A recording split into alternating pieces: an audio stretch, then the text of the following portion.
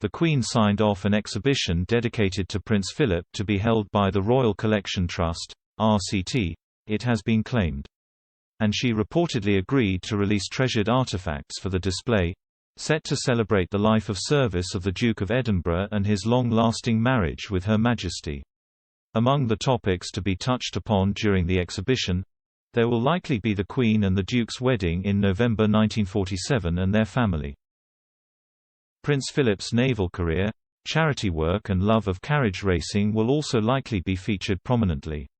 It is understood the showing had originally been planned to celebrate the Duke of Edinburgh's milestone birthday on June 10, when he would have turned 100. And, much like the exhibition held in 2011 to mark Prince Philip's 90th birthday, this RCT showing looks set to take place at Windsor Castle. As reported by The Sun, an insider said of the exhibition, "They are expecting massive numbers of visitors. They've been pleasantly surprised by the Queen's generosity and what she's agreed to be used. Even though it's all a bit raw coming so soon after she said goodbye, the Queen considers it part of history." The source added, "The exhibits paint a picture of the Duke. A lot has been said about him since he died, but there is so much more to see."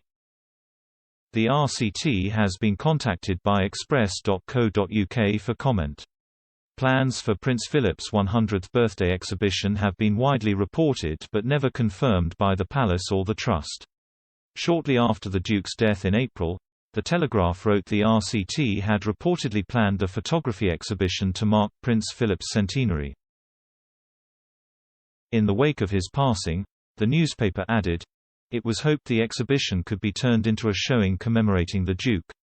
A tribute by the RCT to Prince Philip would surely be appreciated by the public and could help the Trust make up for the revenues it lost during the pandemic."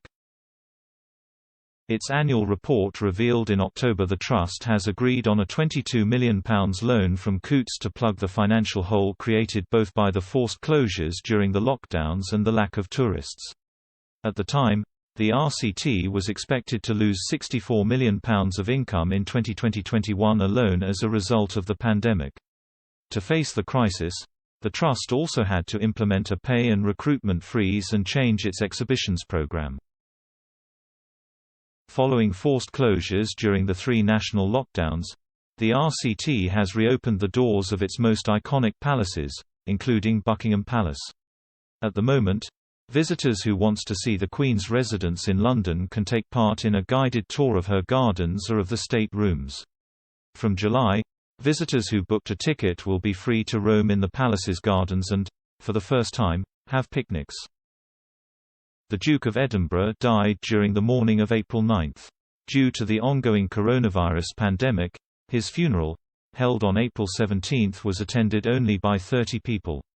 And, owing to social distancing measures in place, the Queen arrived at St. George Chapel only accompanied by her lady-in-waiting and sat at least 2 meters away from her closest relatives during the service. Despite the pandemic forced the Queen to make changes to the funeral plans, much of the ceremony honoring Prince Philip retained details designed or agreed on by the Duke himself.